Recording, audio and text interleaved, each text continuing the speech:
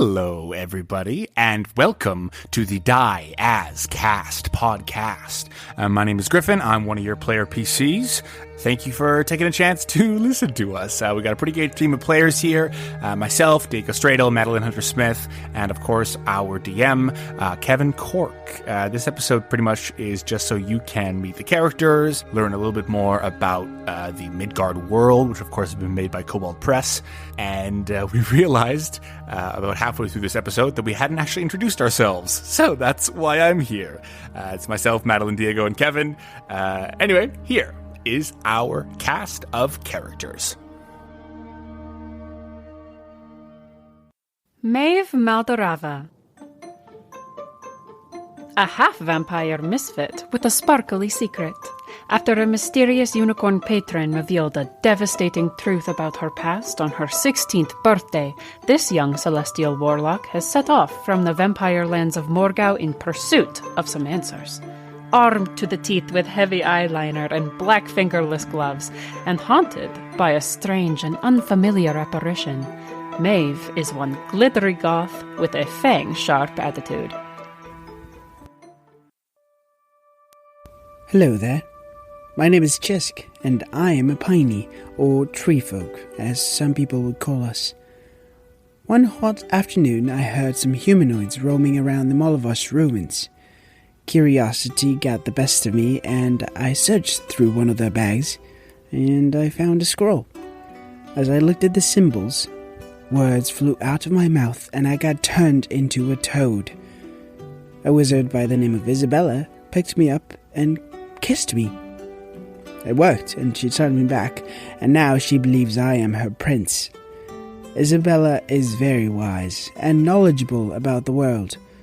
She believes our encounter was performed by her god Thoth Hermes to teach me about other perspectives. I had many visions while I was a toad, but most of all, it opened up my eyes to how little my world was. All I knew was the forest. So, I made a vow to follow in Thoth Hermes' teachings and get to know the world others exist in. Here's to adventure! Salutations, all. I'm Gideon Sweets, and I'm a bearfolk. A Grizzlehide, to be exact, hailing from the Gloucester Cliffs. If you recognize the last name, you're probably thinking of the famous thieving duo, the Sweet Sirens. Talia and Montserrat Sweets, or as I like to call them, Mom and Mom. They've been gone for some time now, stealing on some big contract, but as a rogue swashbuckler, I just couldn't keep still. So, I joined the crew of the Giant Autumn with my good buddy, Captain Ashton Pottings. It wasn't long after that when I received a mysterious-looking package with my mom's fingers in it and some chunk of valuable-looking rock. You know, as a Panda bearfolk, some people underestimate me because I look so darn cute, but I'm quick, I'm quiet, I'm charming, and I'm about to bring the cannons down on whoever the hell stole the sirens. Today we are starting a brand new season. It's called How the Waste Was Won. It's going to be set in Midgard, and we are going to be adventuring in a post-apocalyptic setting that will test your mettle, test my patience, and test our sound recording equipment. That's right. We got nuclear devices. We got ammo belts with machine gun ammo. We got that one movie with Will Smith and his dog. It's full post-apocalyptic now, baby. No, it has none of that. That might have been one of the first movies I cried in. We are set in the Wasted West. In Midgard. Yeah. Okay, get it all out. That was an eagle. We'll continue. In case anybody... Yeah, you guys all get your best Clint Eastwood. Okay, we're all good now. So, Kevin, there's going to be jokes on this comedy podcast. Yeah, I know. I'm just trying to get the announcement out without the constant kibitzing from the kibitzing kobolds. Oh, I love that. Thank you so much to Kobold Press for sending us some of this material. Yes. The Wasted West is a post-apocalyptic area. This is an area that several hundred years ago, 9 kingdoms of mages warred. There was a huge battle. There was an escalation of the use of magic. There was massive destruction, firestorms, earthquakes, those kinds of things. But one of the key turning points was the summoning of Ancient Ones. So the Ancient Ones are various gigantic, titanic-sized creatures, kaiju-sized creatures that 1,000 feet tall, huge legs, pure destruction. They wandered the lands, destroying cities. Each mage kingdom started to summon more and more of these things till eventually the war petered out because the Ancient Ones had effectively destroyed everything. The remaining mages were unable to send these Ancient Ones back. The most they were able to do was to time stop them. So these creatures still exist as a effectively permanent part of the landscape right now. They only move a few feet a year, but they are still almost always visible on the horizon, one creature or another. Now, what has happened in those intervening or in those following 400 years is that society, such as it is, has adapted to that.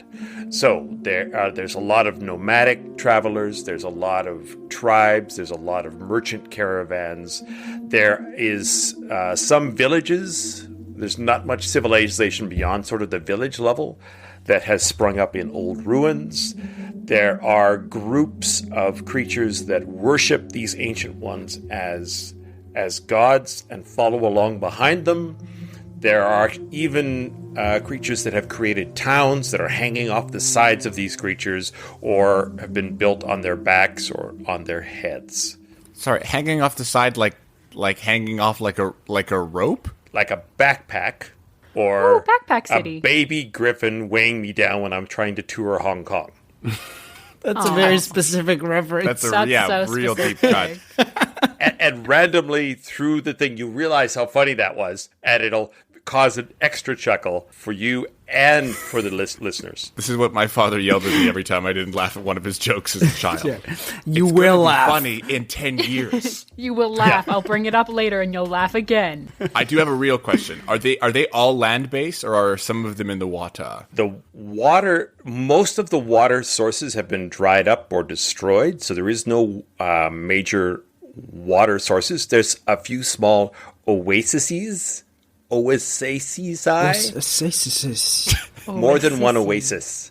There are a couple of air-based ones. Ooh. And they're also time stopped? They're also time stopped. Those would be the worst ones, How does right? that work? Ooh. So they are suspended effectively still in midair, hanging over you like the like taxes.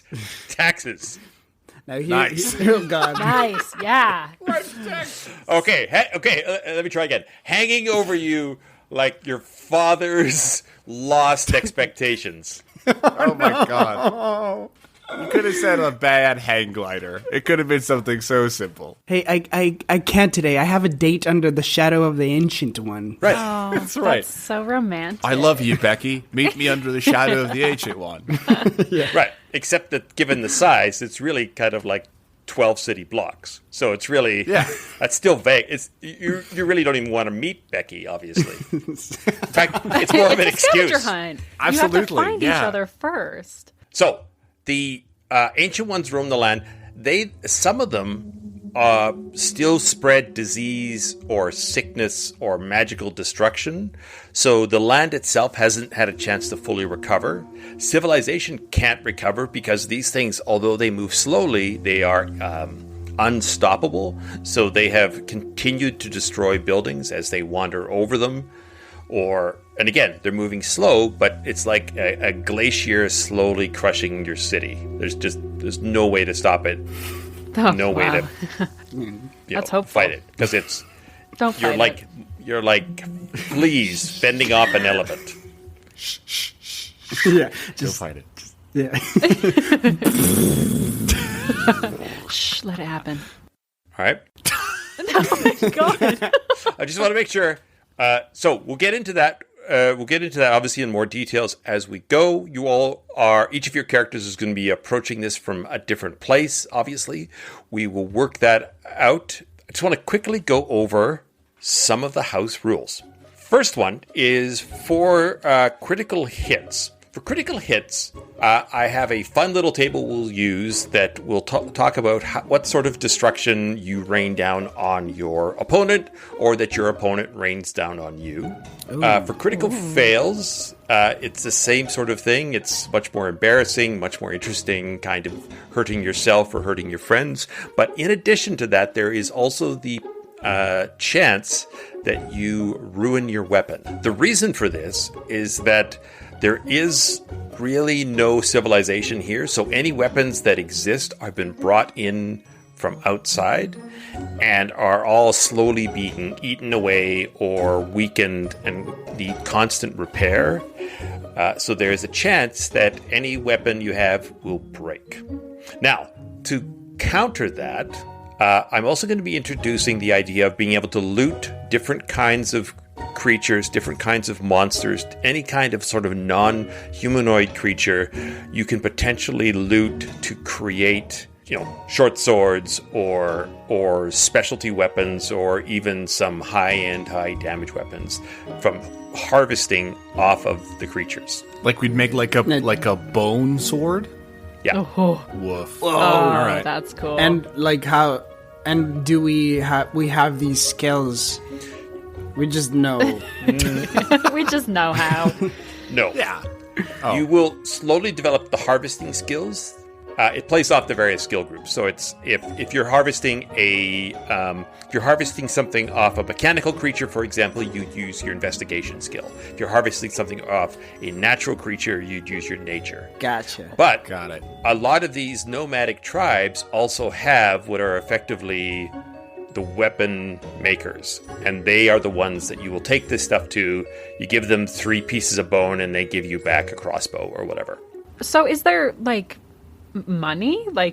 There is money. Again, it's not worth as much as it would be in a conventional campaign because there's going to be just a scattering of bits and pieces. There's going to be some, I imagine some of the tribes are going to be using circular bones. They're going to be using, carved items as money. So it's going to be more about barter and trade. So, I mean, obviously there's still going to be gems. There's still going to be, because the other kingdoms still exist, so these things will come in. But it's a matter of how much you'll get for them. A gold piece isn't necessarily worth a full gold piece in terms of what you want. And we'll work that out as we go. The mage kingdoms are still around? There's a couple of that have survived in a modified form, a lessened form. The most powerful ones, which were at the center of the lands, are the ones that are the most destroyed. It's very, what's the game? Shadow of the Colossus? I love that game. Such a classic. So good. Yeah. I would die for Shadow of the Colossus. When you hit a critical hit, we're not rolling 2 dice of your damage dice. You're going to do 1 maximum damage plus an additional roll. So if you normally do a D8, you would do 8 plus a D8 roll. That's so that the critical aspect feels critical. I love that. It's a great. Well, I always find it really discouraging when you get 2d8 and you roll a 2, because you roll 1s on both your 8s. So this makes it. Now, of course, that also goes for your opponents, for all the creatures you'll be facing. Oh, no. Yeah, No. actually, let's not. Oh, I wanted to ask a little eeny-meeny question. Are we using spell components? We are going to use any spell component that is over, say, 300 gold pieces. That's so good for me. Okay. That is not good for me either. Same with arrows, same with ammo. Unless you have +1 arrows, you don't have to keep track of them. So let us start with the first character, and I guess that is you, Griffin.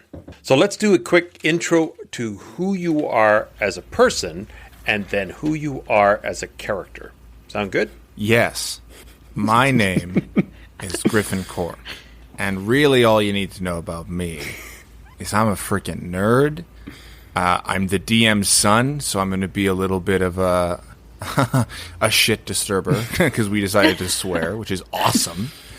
And I'm an actor here in Calgary, Alberta, and I am playing a Bearfolk Rogue. We haven't gotten to this level yet, but I imagine I'll be a swashbuckler named Gideon Sweets. Gideon is pretty short for a bearfolk. He's about 2.5 feet shorter than most bearfolk height that they can achieve. It says they can grow up to 7 feet, so it's not it's not necessarily Not demanded. expected.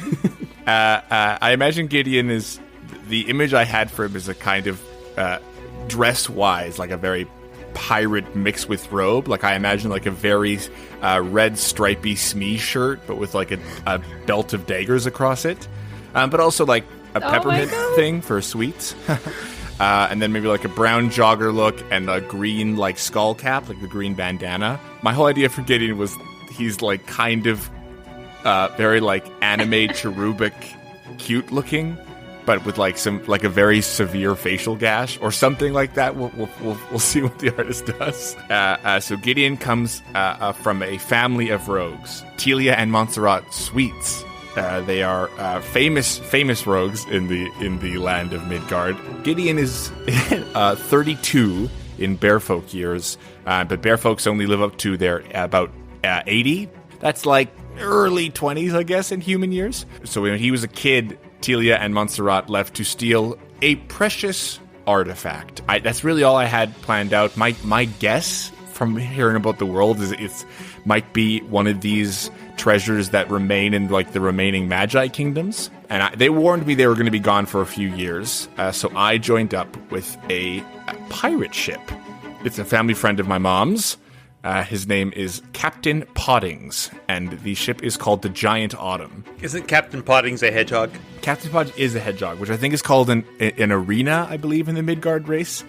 It's called the Giant Autumn, and so he's family friends with my mom, and also all of our crew are smaller in stature, which is why it's called the Giant Autumn. I might be one of the tallest people on this ship. My mothers have been gone longer than I was told they would be, and recently I received a package with one of my mother's fingers. Oh my god. I know, and a chunk of the treasure that they were sent to steal. So that's all I've been given. Where did you live? The Bearfolk have kind of collective Bearfolk tribes, but it's mentioned that the Bearfolk cubs often roam to like neighboring cities and communities and kind of just expect to be fed by whatever parental figures are there. So in terms of like it takes a community to raise a child in Bearfolk, that's what I imagine actually happened. In the Bearfolk culture, a connection with spirit or religious connection are held kind of above all else. And these Sweets are not very natural or very religious. So not that we were like ostracized, but I don't know that we get along with the rest of the other Bearfolk. Drama. So I imagine we would have moved south. I am from Gloucester Cliffs. No, that's good. That gives us a point. Yeah, it's by the mouth of the river, so I figured that would be a good place to start. All right, Maeve, we are coming to you. Yeah, I am Madeline Hunter Smith. I'm kind of like a pretty boring person. No, I'm a playwright performer in Calgary, Alberta, and I am playing Maeve Maldorava. She is a 16-year-old half vampire. This is a Midgard race called Dhampir. So dope. Oh, thanks. Yeah, I know. I'm kind of good at like making decisions. Maeve is a celestial warlock. So she comes from a long line of warlock vampires, highly powerful warlock vampires. Her deal kind of is the night before she was supposed to take her patron, because that's kind of like a tradition her family has. She was visited by an aspect of a unicorn and revealed some secrets about her past. And in light of those secrets, she has fled the keep of her, or the compound, whatever it might be, of her father, Erasmus. And, who is a full vampire. He is a full vampire, yes. And has set off across the waste to kind of uncover this secret about herself. So she's she's young. She's really into the goth aesthetic. But yes, this patron of hers is this unicorn. So she's kind of got like a bit of like the I don't want to say sparkly because I don't want people to think Twilight. But she's like, a little sparkly, a little glittery. Twilight. I don't want to say sparkly, but She is sparkly. No, she's got a little more celestial magic to her than she would like people to know about. So I think, she's really into this kind of goth personality and look to kind of play that down. Right. So she didn't know that she was a celestial warlock until the celestial showed up. She expected to go to this patron ceremony, get something infernal, just like she was supposed to. We'll call it the unveiling. The unveiling. Ooh, I like that. Spicy. Like a big party and a celebration of some evil patron, or dark patron at least. You betcha. Just like she was supposed to. And then that didn't happen, and she got a glittering horse. Yeah. My Little Pony. No, we can't. It's My Little Pony. Ooh. Ooh. Run. No. Curse.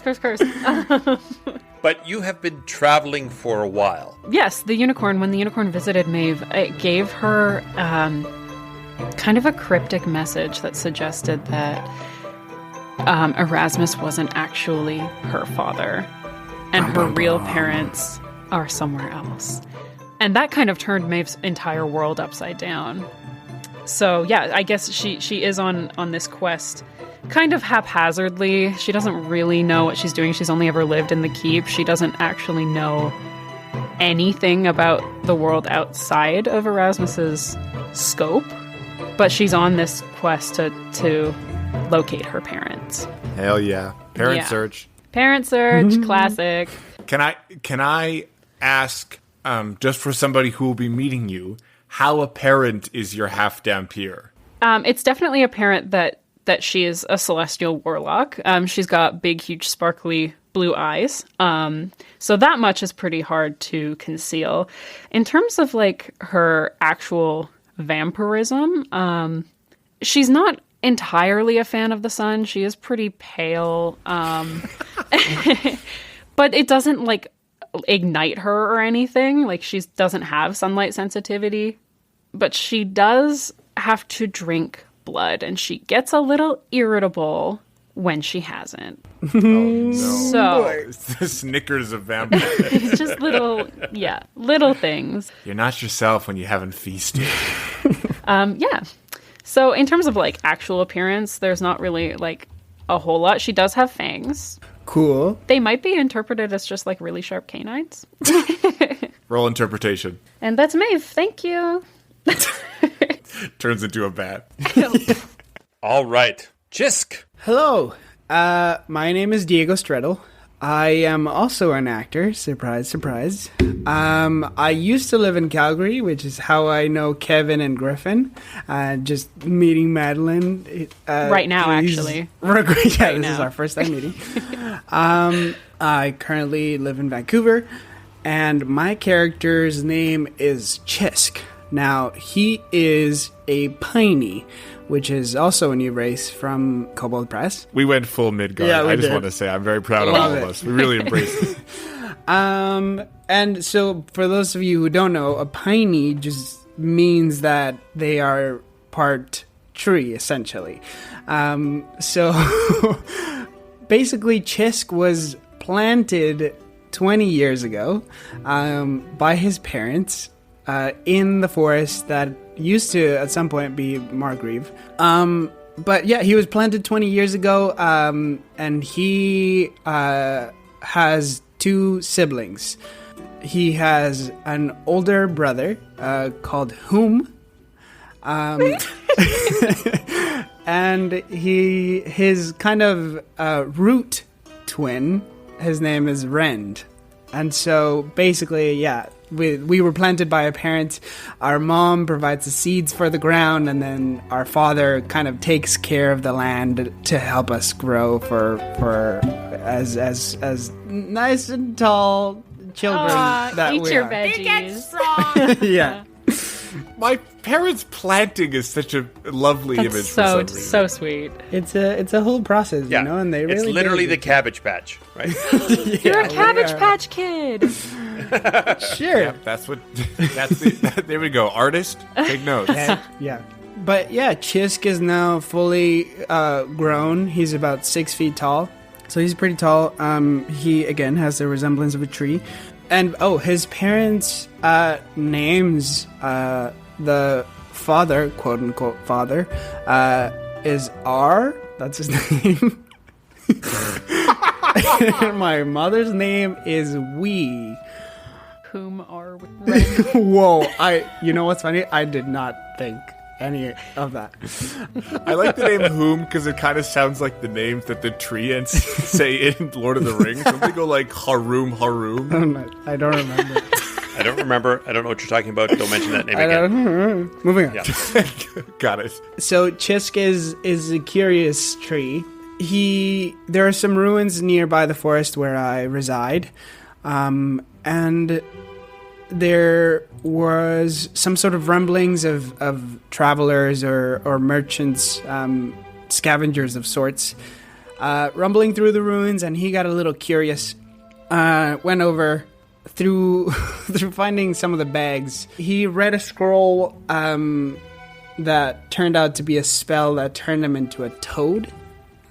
And as one of the party members of this scavenger came out, she picked up the toad and recognized that it was of some sort of sentient, had some sort of sentience. This is great. Took him in. They became good friends, and she, having read some sort of tales, kissed him, thinking that he would turn into a prince. And he turned back. I turned back into Xisk. So this woman is half convinced you're her prince now. My kiss turned him into a tree. My God. This is... I cannot believe this... Okay, go ahead. Sorry. So this is chaos. Xisk and Isabella are friends, and she's taught him a lot about the world and made him even more curious to learn things about the world. And so he's kind of taken a patron of sorts. Showed up in a vision in the sky, and he's now a cleric of knowledge. That was quite a leap. Yeah. Because Isabella is a wizard, and she's kind of all about, getting more knowledge, and she's very particular about that stuff. She's very great. So your quote unquote cleric god is this wizard Isabel? No. My god is Thoth Hermes. Got it. Yeah, she herself is a wizard, but she would follow Thoth Hermes. Right. Thoth Hermes is one of the southern gods, so he's less well known. But a lot of the southern gods have actually moved up in influence in the wastelands because there are a lot of desert dwellers from the south that adapt well to the wastelands better than those from the northlands or those from the forested heavy areas. Great. And yeah, that's where he is now. I think his jolt is that, most, not necessarily a jolt either, but most Pineys aren't really that religious either. And he's taken a left turn. Yeah, and he never even expected to fall into this religious trap or along this religious path, except that he had these couple of things happen to him. First of all, being turned into a toad and then discovering these old scrolls that Isabella had been digging up or digging up for. Isabella works for a merchant, I think we said, and she's sort of the archaeologist that was along with the merchant thing while they were digging, looking for treasure and stuff. Isabella herself was much more motivated in just finding out as much new knowledge or uncovering old knowledge as she can. So this was an opportunity for her. And the fact that she kissed a toad and it turned into a wooden prince. I love it so much.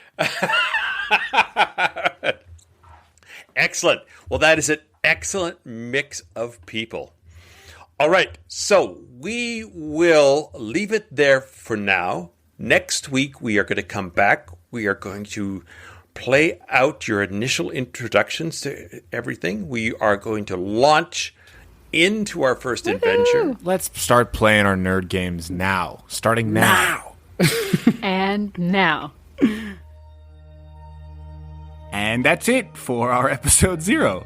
Hi, it's Griffin again. We'll be releasing our episodes weekly on Saturday morning. If you're interested in learning more, I'm sure we'll set up a website very soon. A big, big thank you to Kobold Press for making the amazing Midgard world. Thank you to the Boy King of Idaho for all of the, just phenomenal music in this episode. All of the relevant links are in the podcast description. And thank you for listening.